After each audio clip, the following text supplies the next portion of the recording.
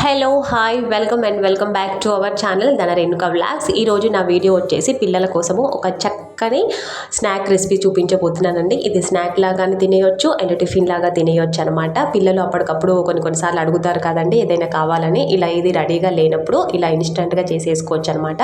దానికి కావాల్సిన పదార్థాలు ఏంటో చూసేద్దాము. ఒక కప్పు బియ్యం పిండి, ఒక కప్పు సూజీ రవ్వ, ఉప్మా రవ్వ ఉంటుంది కదండి సన్న రవ్వ, అది, ఒక కప్పు గోధుమ పిండి, అన్నీ కూడా సేమ్ క్వాంటిటీలో తీసుకున్నాను. కొద్దిగా కరివేపాకు, ఒక 5-6 సన్నగా తరుక్కున్న పచ్చిమిరపకాయలు, కొద్దిగా జీలకర్ర, సోడా ఉప్పు, పెరుగు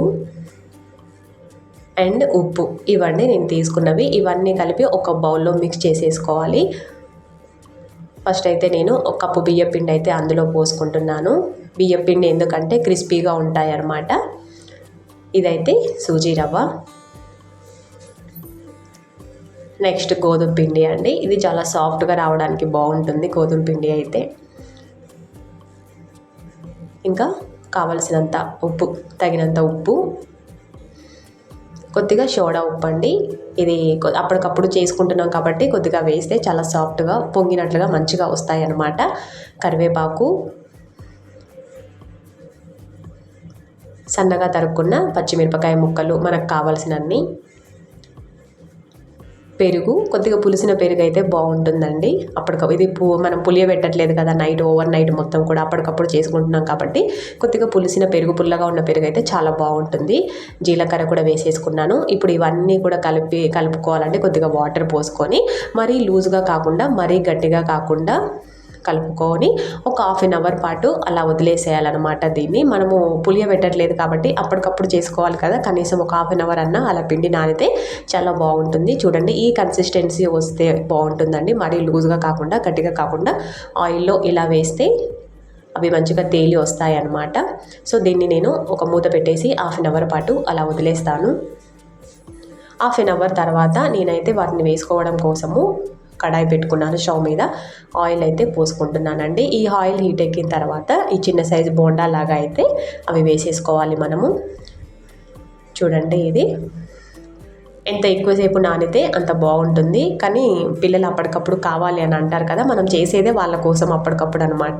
సో నేనైతే ఒక 1/2 అవర్ నానబెట్టుకున్నాను.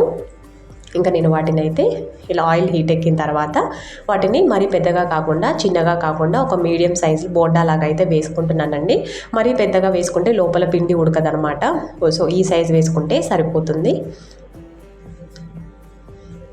చూడండి, చాలా చక్కగా కనిపిస్తున్నాయి కదా. ఆ కరివేపాకు, ఆ పచ్చిమిరపకాయలు కూడా నేను ఎలా వేసుకున్నానంటే కొద్దిగా పండు మిరపకాయలు, కొన్ని పచ్చగా అంతే గ్రీన్ కలర్లో ఉంటాయి కదండి, అవి తీసుకున్నాను అనమాట.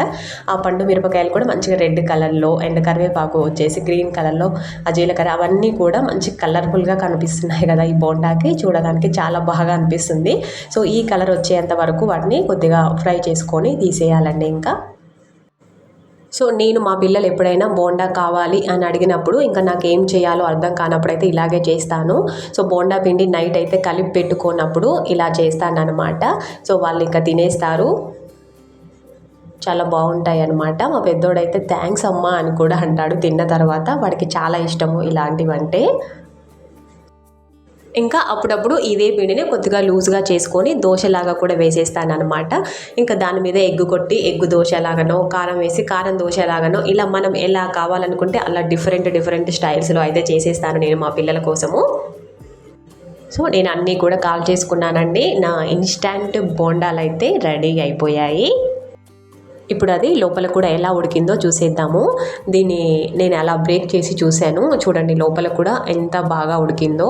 అలా జీలకర్ర, రెడ్ పచ్చిమిర్చి అండ్ గ్రీన్ పచ్చిమిర్చి ఎలా కనిపిస్తున్నాయి కదా, చాలా కలర్ఫుల్గా. సో ఇలా మా పిల్లలు ఎప్పుడైనా ఏమైనా కావాలి అని అడిగినప్పుడు ఇన్స్టంట్గా ఏం మాత్రం ఆలోచించకుండా నేనైతే ఇలాగే చేసి పెడతాను. సో ఇదండి ఈరోజు నా వీడియో కనుక మీకు నచ్చినట్లయితే please do like, share, comment and subscribe my channel. Thank you. Bye bye.